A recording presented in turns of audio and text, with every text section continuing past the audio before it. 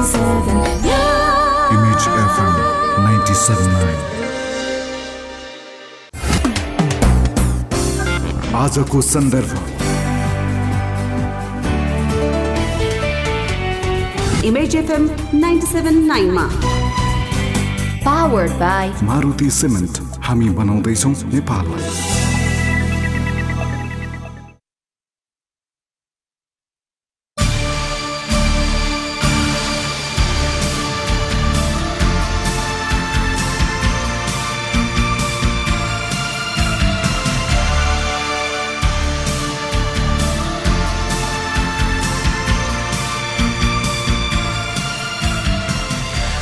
नमस्कार, म पंकज धामी। Image FM 97.9 को यो बिहानी प्रस्तुति कार्यक्रम आजको सन्दर्भमा तपाईँ सम्पूर्ण श्रोताहरूलाई हार्दिक स्वागत छ। आजको सन्दर्भ यति बेला इमेज एफएम 97.9 सँगै देशभरिका विभिन्न एफएम स्टेशनबाट तपाईँले एकैसाथ सुनिराख्नु भएको छ। काठमाडौँ उपत्यका र आसपासका क्षेत्रमा 103.6 मेगाहर्जबाट पनि तपाईँले हामीलाई सुन्न सक्नुहुन्छ। इन्टरनेट अनलाइनको माध्यमबाट विश्वभरि नै हामी तपाईँसँग छौँ। अहिले हामी कोरोनासँग लडिरहेका छौँ। अहिले मात्रै होइन, विगत 6-7 महिनादेखि हामी कोरोना विरुद्धको लडाइँ लडिरहेका छौँ। हाम्रा स्वास्थ्यकर्मी, सुरक्षाकर्मी साथीहरू, अग्रपङ्क्तिमा खटिएर काम गर्ने साथीहरू अहिले कोरोनासँगको यो लडाइँमा, यो कोरोनासँगको यो लडाइँका योद्धाहरू अहिले मैदानमा छन् र कोरोना विरुद्धको जित जुनसुकै हालतमा पनि हामीले यो युद्ध जित्नुपर्छ भनेर लागि परेका छन्। यता राजनैतिक फन्डाहरू बेला बेला निस्किरहेका छन्। सत्तारूढ दलभित्र यो मन्त्रीमण्डल हेरफेरदेखि लिएर अन्य विविध कुराहरूले अहिले चर्चा पाइरहेको छ। केही समय अघि सत्तारूढ दलभित्र पार्टी नै फुट्नेसम्मका कुराहरू आएका थिए, त्यो अवस्था पुगेको थियो भन्ने एक खालको विश्लेषण भएको थियो भने नेपाली कङ्ग्रेस अहिले प्रमुख प्रतिपक्षी दल अहिले आफ्नो 14औं महाधिवेशनको तयारीमा जुटिरहेको छ। महामारीको समय छ, अहिले हामी महामारीसँग लडिरहेका छौँ। कङ्ग्रेसले आफ्नो महाधिवेशनको मिति तोकिसकेको अवस्थामा यो जोखिमसँगै लड्दै हामीले कसरी पार्टीको कार्यक्रमलाई अगाडि बढाउने, कसरी पार्टीको महाधिवेशन तोकिएकै समयमा, तोकिएकै मितिमा गर्ने भन्ने विषयमा अहिले कङ्ग्रेसभित्र बहस छ।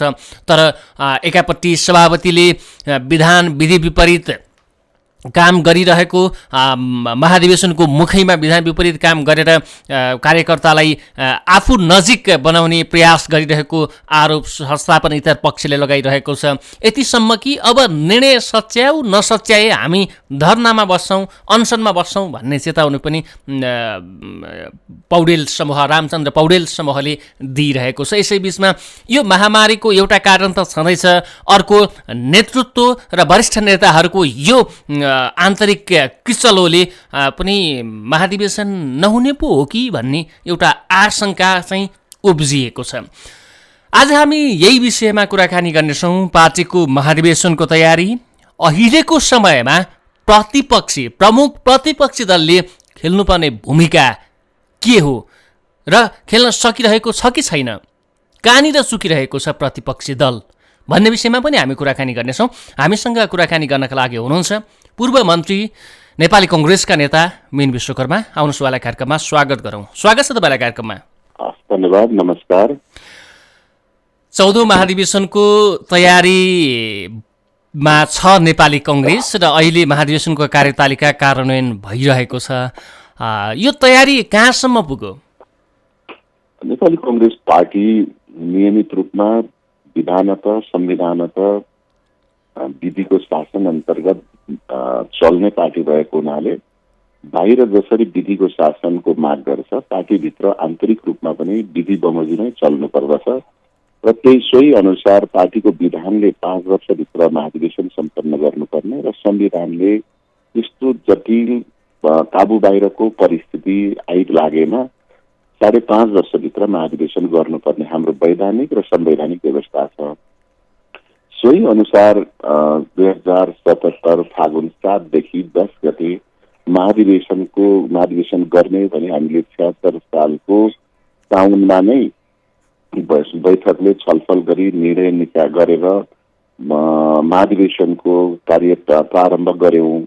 तर सँगसँगै फेरि 2077 साल 76 साल मङ्सिरदेखि भनौँ मङ्सिर पुसदेखि विश्वव्यापी रूपमा कोभिड-19 को यो चाहिँ महाव्याधि फैलियो, जसका कारणले हामी एउटै घरमा पनि छुट्टा छुट्टै बस्नुपर्ने, छिमेकीसँग भेटघाट गर्न नमिल्ने, दुई वा दुईभन्दा बढी व्यक्ति सँगै एक ठाउँमा भेला भएर बस्न नमिल्ने, होटल, रेस्टुरेन्ट, स्कुल अथवा सामूहिक भेला हुने ठाउँहरूलाई सबैमा बन्दाबन्दी लागू गरियो, लकडाउन गरियो, जसका कारणले गर्दा हाम्रो कार्यपालिका प्रभावित भयो र हामी अहिले 2076 साल फागुनमा जहाँ थियौँ हामी अहिले ठ्याक्कै त्यही ठाउँमा नै छौँ। यसको अर्थ के हो भने हामीले सदस्यता वितरण, सदस्यता नवीकरण, महासमितिको बैठकले निर्धारण गरेको पार्टीको सांगठनिक संरचना बमोजिम संगठनको स्वरूपहरूलाई समायोजन गर्ने कामहरू हाम्रो थापिरह्यो। तथापि महाधिवेशन गर्नै पर्ने बाध्यता र आतुरीले गर्दा हामी सबैले फेरि बिचबिचमा सहमति गर्दै, जुमबाट बैठक गर्दै, पदाधिकारीको मात्रै बैठक गर्दै, सचिवालयका कर्मचारी छनौट गर्दै केही चाहिँ घटाएर पनि कामलाई अगाडि बढाएर अहिले सदस्यताको फारम वितरण, नवीकरण फारम वितरण र नवीकरण गर्नका लागि अत्यन्तै यो प्रोटोकल कोभिड-19 को प्रोटोकललाई मानेर काम अगाडि बढाउँदै गर्नुहोस्, जति सकिन्छ गर्नुहोस्, तर यो महाव्याधिबाट चाहिँ बच्नुहोस् र बचाउनुहोस् भनेर हामीले अगाडि निर्देशन गरिराखेका छौँ। सोही अनुसार समायोजनको काम पनि अब लगभग सकियो, 72 जिल्ला जति सकियो, 5वटा जिल्ला जति बाँकी छ। क्रियाशील सदस्यता नवीकरणको काम 60 जिल्लाभन्दा बढी जिल्लाहरूले प्रक्रिया अगाडि बढाइसकेका छन्, गरिराखेका छन् काम, र नयाँ वितरण पनि 50 जिल्लाभन्दा बढी साथीहरूले प्रक्रिया अगाडि बढाइसक्नु भएको छ। अब हामी काम रोकेका छैनौँ, तर हामी के आशावादी छौँ भने यो कोभिड-19 को महाव्याधि कम हुँदै जाला अनि हाम्रो काम कारबाहीले तीव्रता लिएला भन्ने हामी आशावादी छौँ। अहिलेको यो अवस्था हेर्दा साउन 10 सम्म, पछिल्लो समय तोकिएको मिति साउन 10 सम्म यो समायोजनको काम चाहिँ सक्नुपर्ने थियो। त्यसै कारणले अहिले क्रियाशील सदस्यतामा पनि त्यसको असर परेको छ। क्रियाशील सदस्यताका कुरा गर्दा साउन मसान्तसम्म त्यो सक्नुपर्ने थियो। हामी 2 महिना त्यसै ढिला भइसक्यौँ भनेपछि फागुनमा हुन्छ कि हुँदैन भन्ने आशंका चाहिँ छ। होइन, आशंका होइन, अब त छ्याङ्ग के भएको छ भने जसरी गएको पुष महिनादेखि हामीले चैतदेखि लकडाउन गऱ्यौँ, तर पुषमा विश्वव्यापी रूपमा फैलियो, चैत महिनामा नेपालमा र विशेष गरेर काठमाडौँमा पनि देखा पर्यो र देशव्यापी रूपमा देखा परिसकेपछि सरकारकै अथवा राजनीतिक दलहरूकै आह्वानमा संसद बन्द भयो, स्कुल बन्द भयो, भेला हुने सबै काम कारबाही बन्द भइसकेपछि त्यसलाई अदालतले समेत पनि लकडाउनको अवधिलाई 0 समय मानिसकेपछि अब हामीले फागुन 7 देखि 10 मा महाधिवेशन हुन्छ, गर्नुपर्छ, गर्नै पर्छ भन्यौँ भने त्यो अव्यवहारिक कुरा गर्यौँ, हुन्छ भन्यौँ भने अदूरदर्शी कुरा गर्यौँ र म सक्छु भनेर कसैले भन्यो भने त्यो चाहिँ ठुलो कुरा गरेको जस्तो हुन्छ। त्यसैले अब अव्यवहारिक कुरा गरेर अगाडि बढ्नुभन्दा पनि यो कोभिड-19 को महाव्याधि त्यत्तिकै रह्यो भने पनि कसरी महाधिवेशन गर्ने भन्ने बारेमा नयाँ उपायको खोजी गर्नुपर्छ। एक, दोस्रो कुरा फागुन नै हुन सक्दैन भने संविधान बमोजिम फागुनमा हुँदैन, विधान बमोजिम फागुनमा हुँदैन भने संविधान बमोजिम भदौभन्दा अगाडि नै कुन महिना कसरी कुन तरिकाले गर्दाखेरि सम्पन्न हुन्छ त्यो गर्नेतर्फ लाग्नुपर्छ। फेरि हामीले यसलाई चाहिँ फागुन नै गर्नुपर्छ भन्यौँ भने सम्भव छैन, त्यहाँबाट फेरि सर्छ।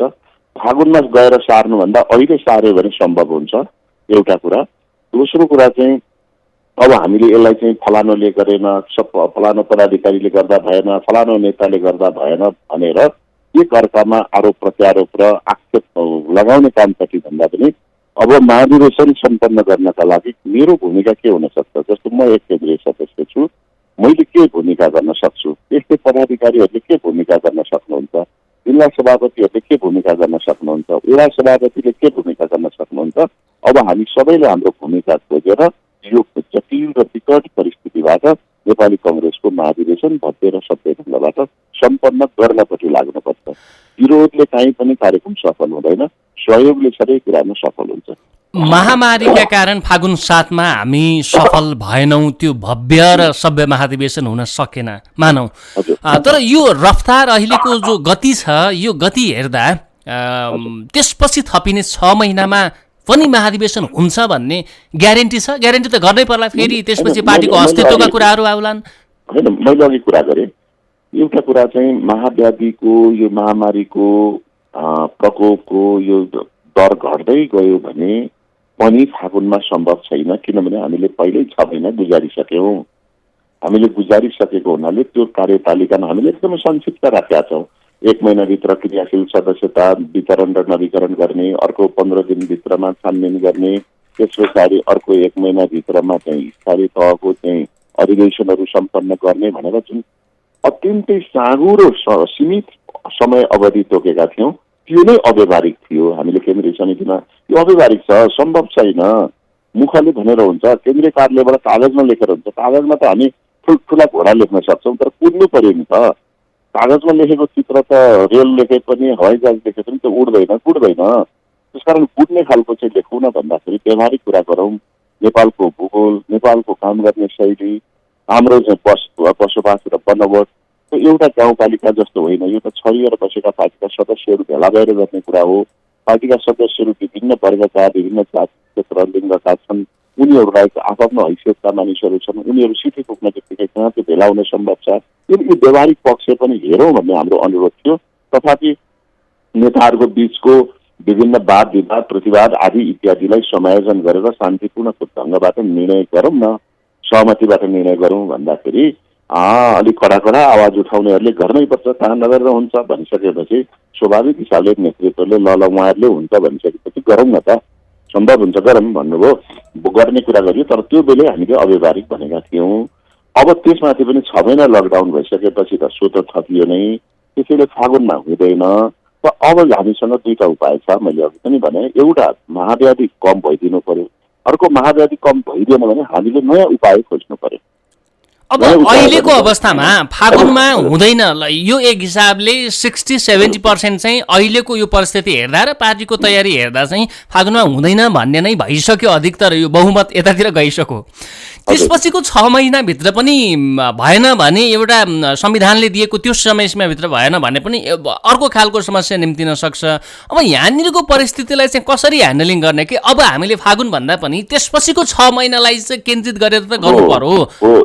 एकदम ठिक भन्नु। म त्यहीँनिर उभिएको छु र म भनिराखेको छु, एउटा चाहिँ महाधिवेशन गर्ने हाम्रो परम्परागत विधिभन्दा हामीले फरक किसिमको विधि अप्नाउनु पर्यो। जस्तो अहिले हामी बैठक चाहिँ भर्चुअल बैठक बसिराखेका छौँ नि, फिजिकल बैठक बसिराखेका छैनौँ होइन। संयुक्त राष्ट्र सङ्घको बैठक भर्चुअल गरिराखेको छ, नेपाली कङ्ग्रेसका विभिन्न कार्यक्रमहरू भर्चुअल भइराखेका छन्, सरकारका विभिन्न मिटिङहरू भर्चुअल भइराखेको छ, अनलाइन मार्फत भइराखेको छ, स्कुलको शिक्षा अनलाइन मार्फत भइराखेको छ भनेपछि हामीले पनि बरु केन्द्रीय कार्यालयमा बसेर प्रविधिको विकास गरेर, भर्चुअल कन्फरेन्स गरेर, भर्चुअल बैठक गरेर, भर्चुअल भोटिङ गरेर, भर्चुअल इलेक्ट्रोनिक भोटिङ सिस्टमबाट, अनलाइन भोटिङ सिस्टमबाट आएर हामीले हाम्रो महाधिवेशनका सबै प्रस्तावहरू, राजनीतिक विचारधाराका कुरा, नीति कार्यक्रमका कुरा, विभिन्न किसिमका चाहिँ वर्ग क्षेत्र समुदाय समेट्ने त्यसबारेमा हाम्रो नीतिका कुरा, राजनैतिक दस्तावेज पनि अनलाइनमा राखिदिने, उम्मेदवारको लिस्ट पनि अनलाइनमा राखिदिने,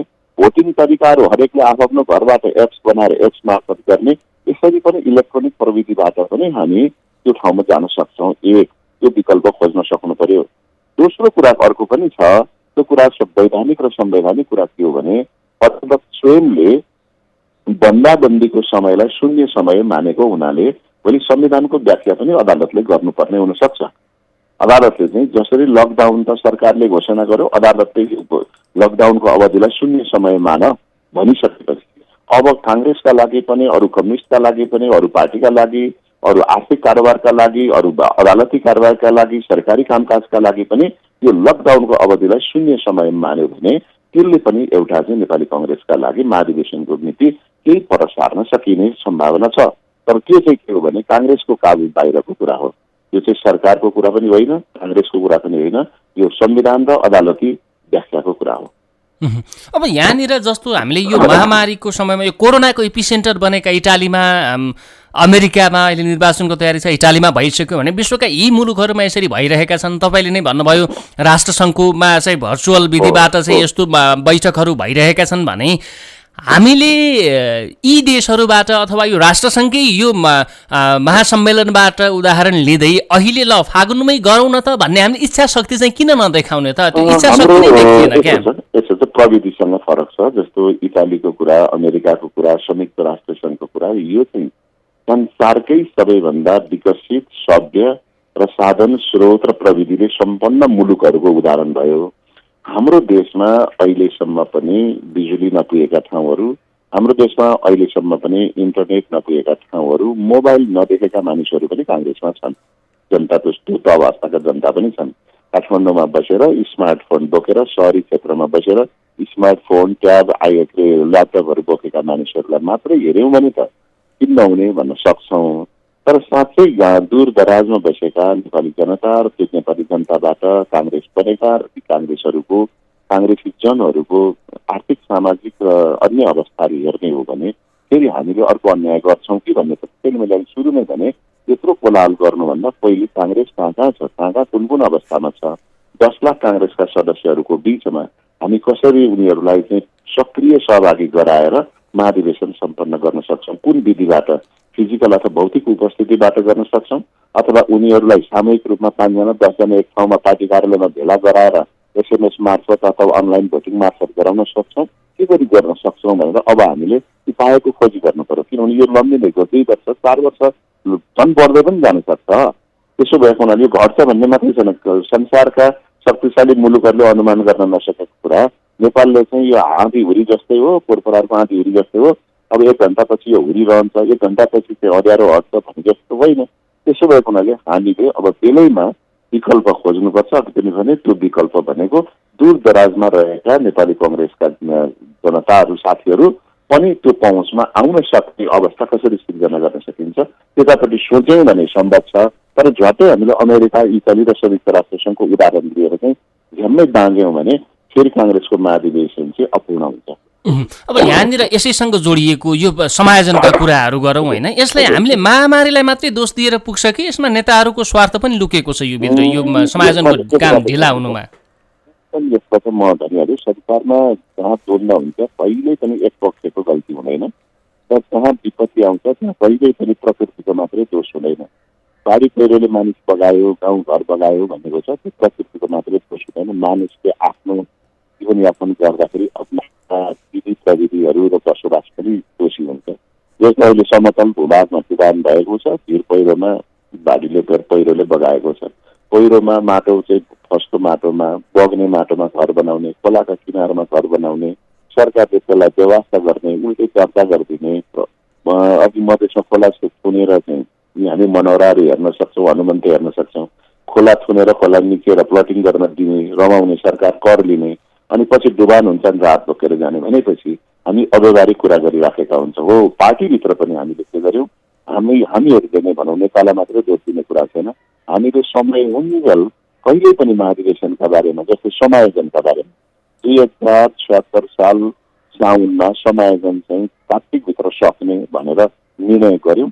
तर कार्तिकमा समायोजन नसकिने गर्दा अहिले असन्तुष्ट भनिएका नेताहरू, अहिले आरोप प्रत्यारोपमा उत्रिने नेताहरूले कहिले पनि खै समायोजन सकेको, समायोजन किन ढिलो भयो भनेर एक कल टेलिफोन कसैले गर्नु भएन।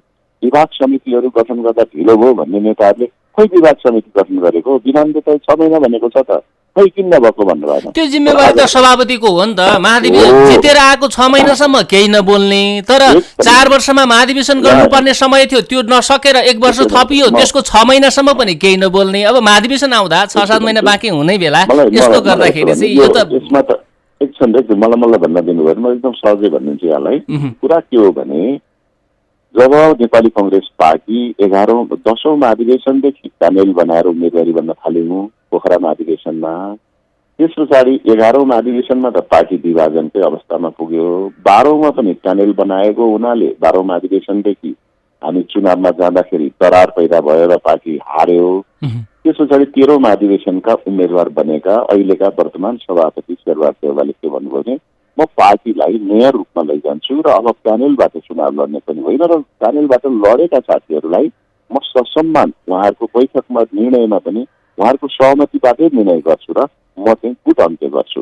म सबै देखिएका गुटहरू सबैलाई समान रूपमा चाहिँ समेट्छु भन्नुभयो र तीनटा चारवटा गुटबाट उठेका पदाधिकारीहरूलाई आग्रह पूर्वक गरेर गुट उपगुटको आँखाले नहेरिकन सबैलाई मनोनित गर्नुभयो र झारकझुरुक केन्द्रीय समितिमा ल्याउनुभयो र त्यही दिन भन्नुभयो मैले आज सबैलाई मनोनित गरेँ। चैत्र 5 गते उहाँको पदस्थापन भयो।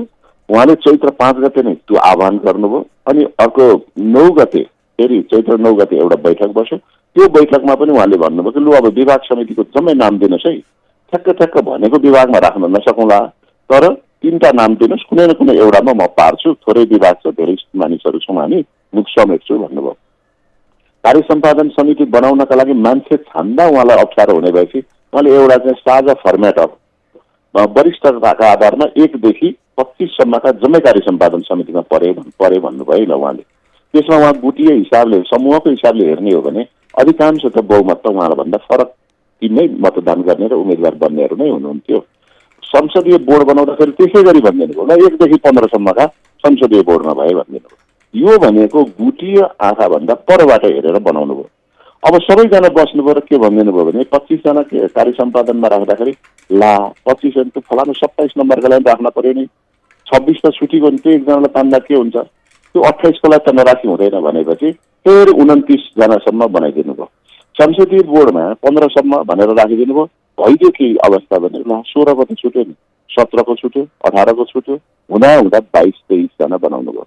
टिकट बाँड्नु भयो, साथीहरू हार्नुभयो, नेताहरू हार्नुभयो। हारिसकेपछि के भनिदिनु भयो भने यो संसदीय बोर्ड चाहिँ अवैधानिक थियो, किनभने 15 बनाउनु पर्ने 22 भयो। कार्य सम्पादन समिति गलत हो, किनभने त्यो 25 को बनाउनु पर्ने 29 को। के गरौँ त भन्नुभयो सभापतिले। यस्तो कार्य अवैधानिक छ त हटाउनु पर्यो नि भन्नु। टिकट बाँडिसकेपछि आफू हट्न तयार हुनुभयो। अब यो के भयो भने सभापतिको सहनशीलता, सभापतिको सदाशयता, सभापतिको पार्टी एकता गर्ने अपिललाई चाहिँ यही हो कमजोरी, यी खेल्नुपर्छ भनेर अनि विभाग र समितिमा नाम नदिने, भोलि दिन्छु, पर्सि दिन्छु, यो बैठक पछि दिन्छु, अर्को बैठक पछि दिन्छु, महासमिति पछि दिन्छु, विधान पारिसकेपछि बनाऊँ न, अलिक विधान फरक पनि आउन सक्छ भन्दै भन्दै उहाँलाई धेरै डाँडा कटाइयो। यो निर्णय गर्न धेरै डाँडा कटाइयो। गठन भएको कार्य सम्पादन समिति र संसदीय बोर्ड काम सकिएपछि विघटन गर्न लगाइयो।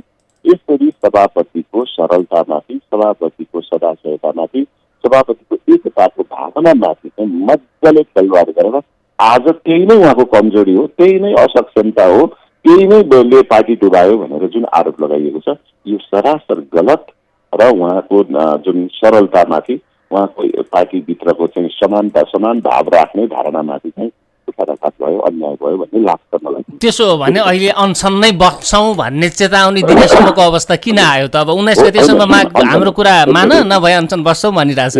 यसरी हुन्छ। यो चाहिँ कुरा के पनि देखिन्छ भने जब संसदीय बैठक प्रणालीमा बैठकमा एजेन्डा आउँछ, एजेन्डा आउने आधिकारिक भनेको सभापति निर्वाचित पदाधिकारीहरूले ल्याउनुहुन्छ। त्यो ल्याइसकेपछि त्यो प्रस्ताव मन परेन भने बैठककै सुरुमै कोही साथी बोल्नुभन्दा अगाडि नै होइन केन्द्रीय सभापतिज्यू यो प्रस्ताव अहिले आवश्यक छैन, यो प्रस्ताव मलाई मन परेको छैन, आज हटाउँदा कसो होला भन्ने हो। अर्को कुरा आएको प्रस्ताव, आफूलाई मन लागेको प्रस्ताव आएन भने आज मलाई यो प्रस्ताव राख्न मन थियो सभापतिजी, आजै छलफल गरे के होला भन्ने हो। त्यही प्रस्ताव केन्द्रीय कार्य समितिमा निर्णय नजानुभन्दा पहिले प्रस्तावै ठिक छ कि छैन भने छलफल गर्ने हो अनि सहमति भएपछि बैठक बस्ने हो। यहाँ चाहिँ सुनिरहनु भएको छ नेपाली कङ्ग्रेस केन्द्रीय कार्य समितिको बैठक 1 बजे बोलाएको बैठक कहिलेकाहीँ 6 बजे सुरु भएको, 2 बजे बोलाएको बैठक 8 बजे सुरु भएको, अनि एउटा मितिमा बोलाएको बैठक 3 दिन, 5 दिन, 7 दिन, 9 दिन सरेको कारण के छ भन्दा यही सहमति, प्रस्ताव नै सहमति जुटाउन हो। जब बैठक बस्छ, सर्वसम्मत निर्णय हुन्छ अनि सर्वसम्मत निर्णय भएपछि त्यो प्रस्ताव गलत थियो, त्यो प्रस्तावमा मैले त मानेकै थिइनँ, मैले भनेकै थिइनँ भनेर जुन ढङ्गको बाहिर चर्चा चल्छ, हल्ला भइरहेछ, यो चाहिँ नेतृत्वको विश्वसनीयता, नेतृत्वको परिपक्वता, नेतृत्वको दूरदर्शिताको अभाव हो भन्ने लाग्छ। र अहिले जो यो गर्छु त्यो गर्छु, अनसन बस्छु के बस्छु भनेको चाहिँ केन्द्रीय समितिमा आफैले हस्ताक्षर गर्ने अनि बाहिर आएर आफै अनसन बस्ने भन्यो भने त जग हँसाउने कुरा बाहेक केही पनि हुँदैन। र मलाई के लाग्छ भने यसलाई फेरि पुरै असान्दर्भिक पनि मान्नु हुँदैन, किनभने महाधिवेशन लागेको छ, महाधिवेशनभित्र नीति मात्रै छैन, विचार मात्रै छैन, त्यहाँ नेतृत्वको चयन पनि छ। नेतृत्वको चयन भनेको त स्वाभाविक हिसाबले विद्यमान नेतृत्वभन्दा म ठिक छु भन्ने हो। विद्यमान नेतृत्वभन्दा म ठिक छु भन्ने आधार पर्याप्त प्राप्त नभइसकेपछि विद्यमान नेतृत्व खराब छ भन्ने हो नि त। त्यसो भएको हुनाले दुई ढङ्गले जाने हो। अब सुन्नु मलाई सक्दैन, अहिले के हुन्छ भने प्रतिस्पर्धामा चाहिँ अहिले भइराखेको नेतृत्व भन्दा म ठिक छु है, यो कारणले म ठिक छु, म यो गर्न सक्छु भन्ने आधार भयो भने विद्यमान नेतृत्वलाई गाली नगरिकन यो अहिलेको भन्दा म राम्रो छु भन्ने हो। तर त्यो आधार आफूसँग भएन भने थाहा छ अहिलेको नेतृत्व खराब छ भनेपछि म राम्रो छु भनिरहनु परेन। त्यसैले यो प्रतिस्पर्धामा उठ्ने सवालहरू भएको हुनाले यसमा धेरै असान्दर्भिक, अप्रासङ्गिक र गलत भयो भन्ने पनि मलाई लाग्दैन। मलाई के लागिराखेको छ भने नेताहरूले यसो भनिकन कि हे महाधिवेशन त अलिक घनीभूत ढङ्गले लागि पो सकेछ कि क्या हो, अब उहाँहरू त आरोप प्रत्यारोप विरोधमा चाहिँ उठिसक्नुभयो, ल ठिक छ महाधिवेशन हुने रहेछ भन्ने चाहिँ सबैतिर विश्वास जागेको छ। सबैले नेताहरूले भन्ने कुरो अब गुटबन्दी अन्त्य हुनुपर्छ, गुटबन्दी अन्त्य हुनुपर्छ, गुटबन्दी भयो यसले गर्दा पार्टीको निर्वाचनमा अब गत निर्वाचनमा अवस्था देखिहाल्यो, यो अवस्था आउनु दिनु हुँदैन भन्ने कुराहरू त आउँछन् महाधिवेशन अगाडि अथवा यो समयमा होइन। तर अहिलेको अवस्था हेर्नु कहिले बोहराटार, कहिले वसुन्धरा, कहिले बुढा नीलकण्ठमा, कहिले के यो भर्चुअल विधि, अहिले यो जुम आइसकेपछि त अहिले जुमबाट नै 4 जना भेला गर्यो, गुटको बैठक 4 जना भेला गुटको बैठक, यो अवस्था छ। यो अवस्थाको अन्त्य चाहिँ कहिले गर्न सक्छ कांग्रेसले? यो अवस्थाको अन्त्य हुन्छ कि हुँदैन? यसले के चाहिँ गर्छ भने यो अवस्था अन्त्य हुनुपर्छ, यो निसन्देह हामी सबैले यसमा विश्वास गर्नुपर्छ। गुटबन्दी अन्त्य हुँदैन, तर कति बेला अन्त्य हुन्छ भन्दा अधिवेशनको केही अगाडि आफूलाई शक्तिशाली देखाउनका लागि गुटहरू बन्छन्, नबन्ने होइन। लाइक माइन्डेड, मैले त बार बार भन्ने गरेको छु, विचारले पार्टी भन्छ, व्यवहारले गुट भन्छ। त्यसैले विचारले हामीलाई एक ठाउँमा राखेको छ, व्यवहारले हामीलाई अलिक टाटा कसैको व्यवहार छ र व्यवहार मिल्नेहरू एक ठाउँमा, नमिल्नेहरू अर्को ठाउँमा फेरि समूह बन्छ। त्यसैले यो विचार र गुट र पार्टीको प्राकृतिक रूपमै गइराखेकै छ। तर कति बेला चाहिँ हो भन्दा महाधिवेशनमा आफ्नो शक्ति प्राप्त गरिसकेपछि, हैसियत कायम भइसकेपछि फेरि पार्टी एकताका लागि 5 वर्ष छुटेर काम गर्ने, अनि फेरि महाधिवेशन आउँछ। महाधिवेशन बेलामा नेतृत्व परिवर्तनका लागि, विचार संशोधन परिवर्तनका लागि, संगठन निर्माणका लागि फेरि केही समूहहरू निर्माण हुनुपर्ने हुन्छ।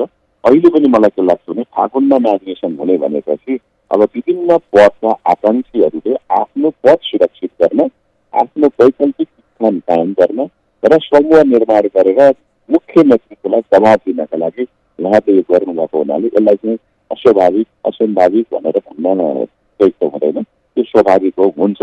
तर महाधिवेशन पछि चाहिँ कसरी शेरबहादुर देउवाले सबै गुटका मानिसहरूलाई बिना भेदभाव सर्लक्कै मनोनित गर्नुभयो र आज उहाँलाई नै पार्टीबाट निकाल्नुपर्छ भन्नेहरू मनोनित सदस्य भइरहनाले सामान्य छड्के आँखाले पनि हेर्नु भएको छैन। ठिकै हो, लोकतन्त्रमा बोल्न पाछन्। हिजो गिरिजाप्रसाद कोइराला हुँदा, हिजो अरू हुँदाखेरि कोही बोल्न सक्दैन थियो, आज म भएकाले सब बोल्न पाछन्। आनन्दै छ मलाई सर। डेमोक्रेसी, लिबर्टी भनेको यही हो भनिरहनु भएको छ सभापति, होइन? त्यो त गजबकै कुरा हो नि। त्यसैले यो पनि इतिहासमा एकपटक दर्ज हुने कुरा हो। गिरिजाप्रसाद कोइराला सभापति हुँदाखेरि उहाँको विरोध होइन, उहाँले भने जस्तो गरी समाचारमा नबोलिदिँदाखेरि प्रवक्ता नै पटक पटक बदल्नुहुन्थ्यो। सब अहिले जो विरोध गरिरहनु भएको छ उहाँहरू पनि त्यो बेला कार्य समितिमा उहाँहरू नै गिरिजाबाबुको चाहिँ 4-5 पटकको पुनर्गठनमा चाहिँ हालिनु भएको, राखिनु भएका नेताहरू हुनुहुन्छ। तर अहिलेको सभापतिलाई यति हेरिरहनु भएको छ, यति चर्को विरोध गरेर मानव उहाँले सक्ने भए अहिले राति नै सभापति फालिदिन्छु जस्तो गर्दाखेरि पनि सभापति चाहिँ बन्द मुस्कानका साथ लिबर्टी हो, यो डेमोक्रेसी हो, हाम्रो पार्टी डेमोक्रेसी मान्ने पार्टी हो, यस्ता सीमा मसिना कुरामा धेरै चाहिँ प्रतिक्रिया दिनु हुँदैन भनेर शान्त समुद्र जै शान्त भएर सुनिरहनु भएको छ। त त्यो सुनिरहने स्वभाव पनि अहिले त खल्लो लाग्ला नेताहरूलाई। त इतिहासमा यो महत्त्वपूर्ण चरित्रका रूपमा, महत्त्वपूर्ण व्यवहारका रूपमा चाहिँ दर्ज हुने कुरा हो, सभापतिले गरिरहनु भएको छ भन्ने मलाई लाग्छ। तर त्यही कारणले, यिनै सभापतिको कारणले प्रमुख प्रतिपक्षीको भूमिका अहिले जे हुनु पर्थ्यो त्यो हुन सकेका छैन।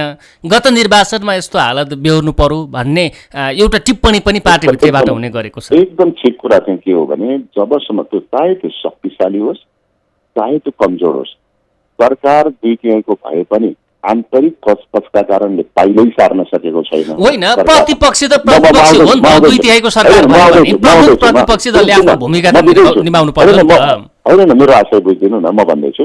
मैले भन्न खोजेको के हो भने जतिसुकै बलवान मान्छे भए पनि रेस्लिङमा जाँदाखेरि जिउ चाहिँ भयङ्कर हात्तीको जस्तो 400 केजीको ज्यान भए पनि उसको सानो पत्थरी दुखिराखेको छ भने, ग्यास्ट्रिकले च्यातिराखेको छ भने, टाउको दुखेर भिङ्गता लागिराखेको छ भने उसको ज्यानले त्यो रेस्लिङ खेल्न सक्दैन अथवा त्यो बक्सिङ खेल्न सक्दैन। त्यस्तै अहिलेको सरकार पनि मैले भनेको कङ्ग्रेसको मात्रै होइन, अहिले म सरकारबाट सुरु गर्दैछु। अहिलेको सरकार 2/3 शक्तिशाली ऐतिहासिक सरकार भए पनि उसको पार्टीको आन्तरिक कलहका कारणले उसले पाइलो सार्न सकेको छैन, जनताका पक्षमा काम गर्न सकेको छैन, आफ्नो चाहिँ कार्य सम्पादन गर्न सकेको छैन। ठिक नेपाली कङ्ग्रेस सानो पार्टी छ तर विचारले धनी पार्टी छ, जनताका बीचमा 35% मत प्राप्त गरेको जनविश्वास प्राप्त प्रमुख प्रतिपक्ष छ। त्यसले सरकारका यी यावत गलत क्रियाकलापहरूका विरुद्धमा, सरकारका अकर्मण्य नेताका विरुद्धमा, जनविरोधी क्रियाकलापका विरुद्धमा, राष्ट्रघाती क्रियाकलापका विरुद्धमा काङ्ग्रेस जुरुक्क उठेर सडकमा पुगेर सरकारलाई चाहिँ तक्रक्क भुइँमा घुँडा टेकाउन सक्ने काङ्ग्रेस आज आफ्नै भित्रको आन्तरिक कलहकै कारणले, काङ्ग्रेसभित्रको पनि आन्तरिक कलह नै छ, यही कलहका कारणले एकजुट हुन सकिराखेको छैन। त्यो एकजुट भएको काङ्ग्रेसले मात्रै त्यो गर्न सक्छ। त्यसो भए पनि हाम्रो आग्रह बारम्बार अपिल के छ, सभापतिले त्यही कारण भन्नु भएको, यही एकताका लागि नै उहाँ शान्त भएर सबैलाई अपिल गरेको गरे हुनुहुन्छ।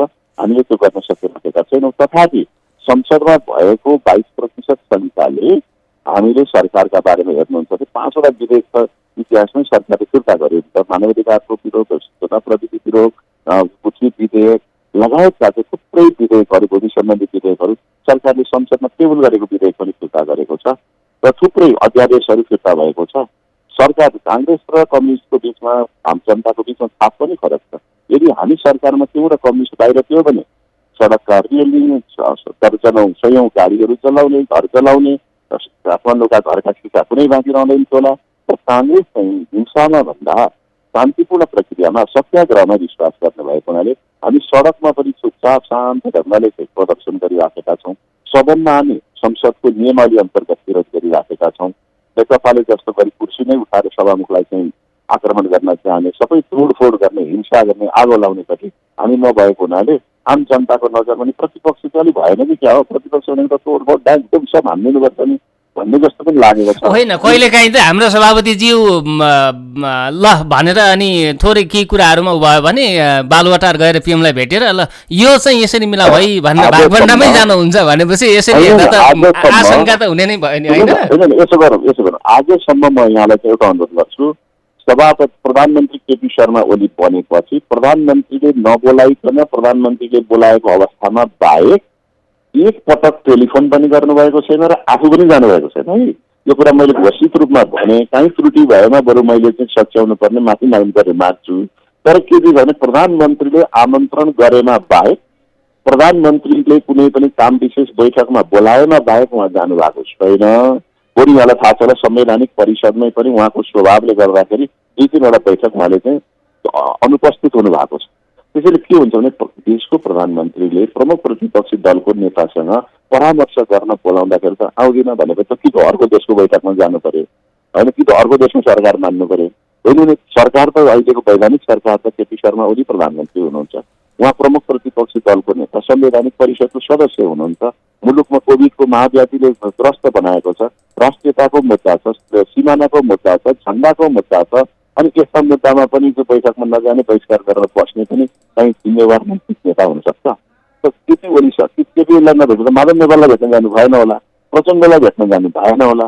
यस्तो कुरामा पनि हामी तर्क गऱ्यौँ भने चाहिँ त्यो तर्क फेरि जायज हुन्छ जस्तो लाग्दैन। त्यही सभापतिजी, प्रधानमन्त्री, पूर्व प्रधानमन्त्रीले चाहिँ प्रधानमन्त्रीले बोलाउँदा राष्ट्रिय सवालहरूमा, यहाँलाई थाहा छ कोभिडको बारेमा बोलाउनु भयो, सिमानाका बारेमा बोलाउनु भयो, नक्साका बारेमा बोलाउनु भयो, त्यो बेला चाहनुभयो, आफ्नो राय दिनुभयो र किन गएको थिएँ भनेर गएको फर्केर आएको 1 घन्टामा उहाँले प्रेस विज्ञप्ति मार्फत सार्वजनिक गर्नुभएको छ के कुरा राख्ने भनेर पनि।